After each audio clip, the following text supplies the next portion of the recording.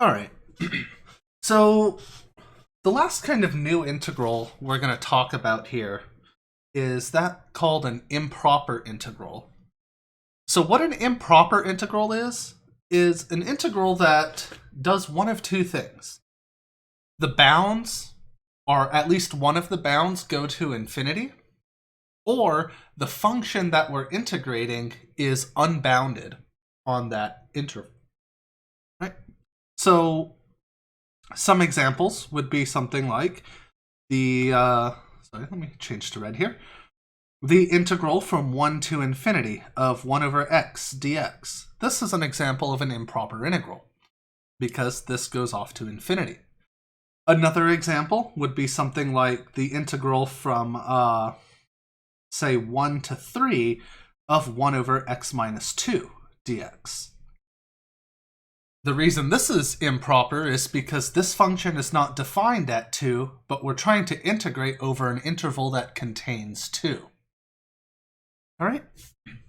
So, let's talk about how we would approach things like this. So, let's start with this sort of first type of improper integral, something with an infinite bound. Right? So, to compute, say, the integral from a to infinity of f of x dx, to compute this, we approach infinity with a limit. All right? In other words, to compute this integral here, what we do is we say, all right, well, let's take the limit as b goes to infinity of the integral from a to b of f of x dx. Right? So now we've changed ourselves from computing an infinite integral into computing a finite integral and then taking the limit of that. Likewise,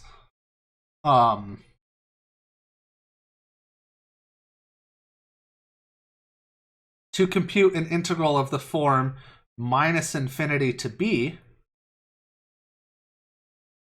we would take a limit. Here I'll use a, since we usually use a as the bottom bound. And now we're taking a limit from a to b of f of x dx. Right? So,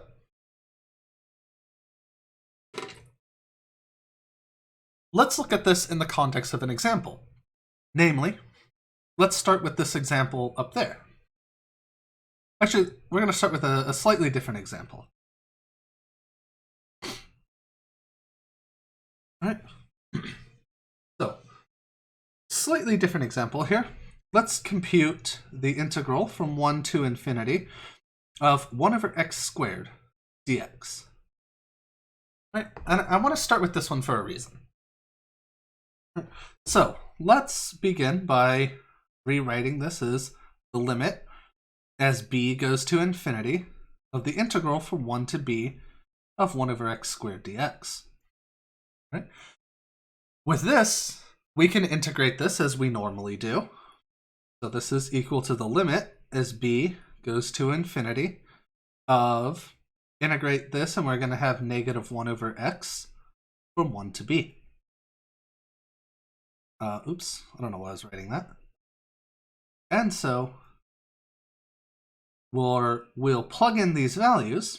So this is going to end up being negative 1 over b plus 1. Right? And now we can compute this as we normally do, and you'll find out, well, turns out the limit's just 1. So graphically, what this is saying is if we start here at 1, right, this function, which looks like this, right, this area under here, actually, this looks more like 1 over x.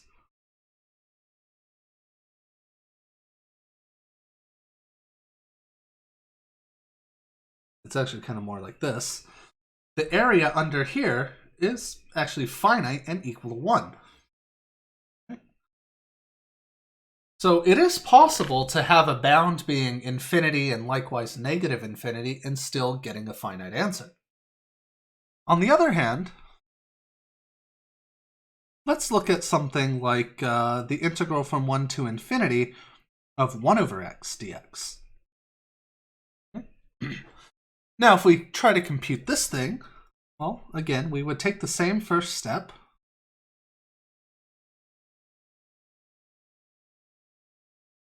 Okay. Compute this integral.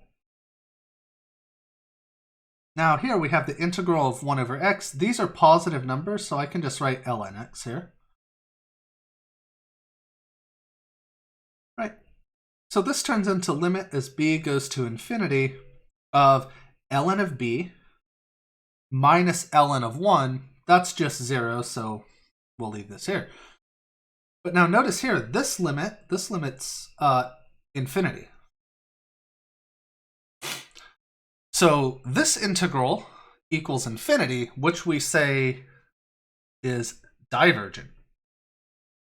So we would say the integral diverges. Up here, since this integral exists, we say this integral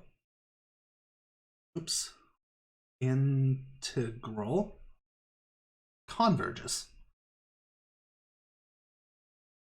Okay. So what's the difference between convergent and divergent is just, do you get a number or not? Right? This first example, the integral gives you a number, therefore it's convergent. The second one, the integral does not give you a number, therefore it's divergent.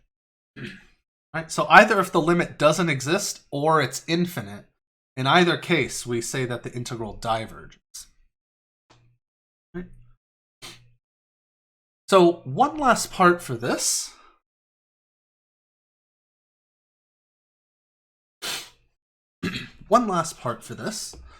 How do we handle an integral of the form minus infinity to infinity? Right? Because what's stopping us from having something like this? Well, the answer is nothing's stopping us, and the way we handle it is we split it into two pieces. So we pick any number c, for example, that we want, and we split the integral into two pieces. Right? Any number we pick is going to be between negative infinity and infinity, so it doesn't matter what we pick. Often you'll pick something like 0 just to make life easy, 0, 1, whatever sort of would help. Right? And then now that we have that, we can compute this separately. So something like this.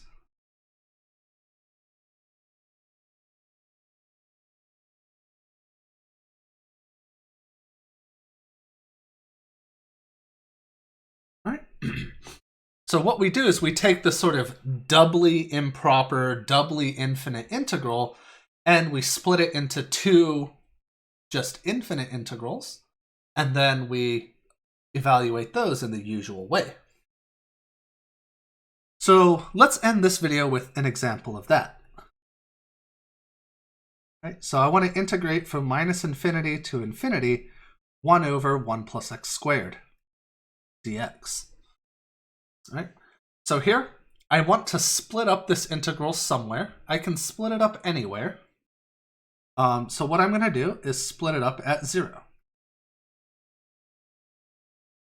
Because plugging in 0 is usually a nice option. Right?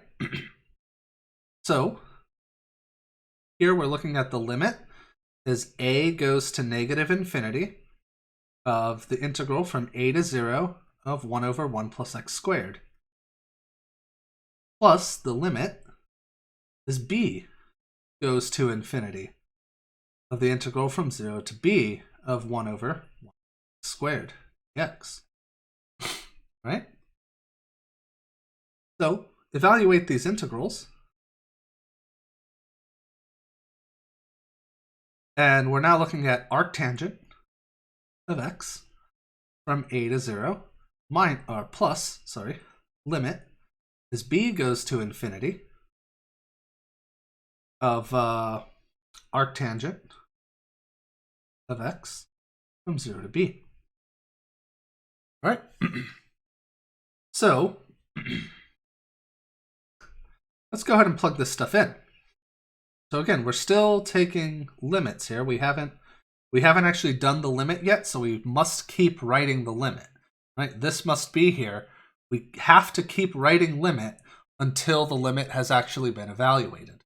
This seems to often be forgotten. That limit must be there. Okay, so plug this stuff in. Arctangent of 0 is 0 minus arctangent of a. Right? Plus limit as b goes to infinity. Plug in b, arctangent of b, minus arctangent of 0. That's still 0. Right? So now here, well, what is arctangent of a going to? All right, as a goes to negative infinity. So I'll let you consult a graph for this, but this is going to be negative. This negative goes right here. And then arctangent of a, as a goes to negative infinity, is minus pi over 2. Right?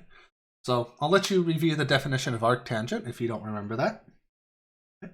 And over here, as b goes to infinity, arctangent of b goes to pi over 2. So that means this integral is pi.